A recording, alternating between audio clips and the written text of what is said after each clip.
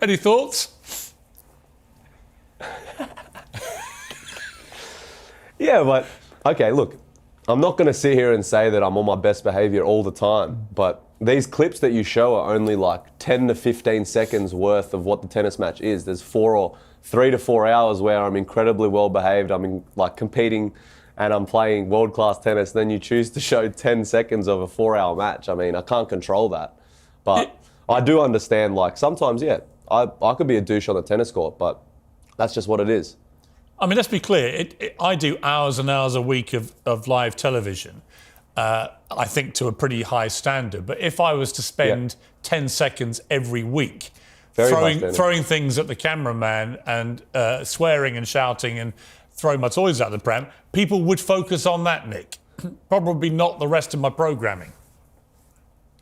Okay, but again, you are exaggerating. It's not every week. It's not every week. There's like months and months where nothing happens, and then the minute something happens again, you just say that, oh, here he is doing it again, where it could be like a 6 months hiatus of me not doing anything. So, I mean, look, there's only so much control I can have. Well, the main reason you're also acting as if I'm the only tennis player who does these things. No, you're not. We've got, you're not. But some of the legends of the sport have broken rackets. Oh, yes. Oh, well. No, you're the modern day John McEnroe. I'm going to come to that because I know that you've developed a bit of a rapport with McEnroe. But let's go back to Wimbledon again. In the same tournament, I then had a strange feeling. There was a strange feeling came over me because there was this furore about you wearing your Jordans, and you kept insisting on doing it. And you had an altercation with a journalist, and I suddenly found myself tweeting the following. I said, he's such an unrelenting, uncompromising douchebag that to my horror, I'm actually beginning to warm to Nick Kyrgios. Why to your horror? Why are you afraid of liking me? I'm just myself. I'm not going to conform to, like... Look, Wimbledon, for me, is the pinnacle of tennis, if not one of the biggest sporting events we have in the world. So I have utmost respect for everything that it represents.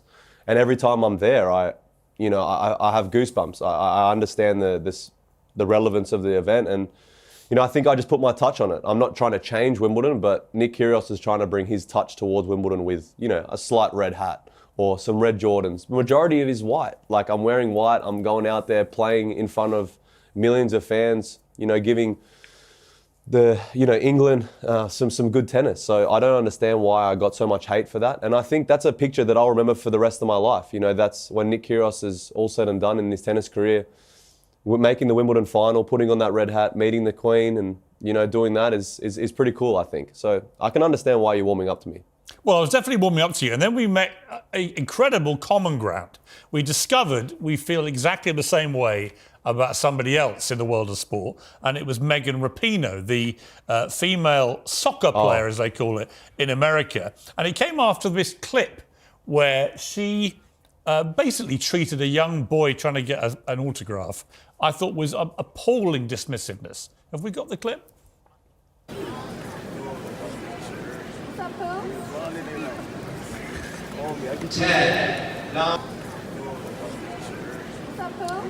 Well, I gave my pretty strong views about this on Twitter, and you actually replied, ha, ha, ha, ha, ha, one thing me and Piers agree on. So we finally bonded over Megan Rapinoe being a spoiled, petulant brat.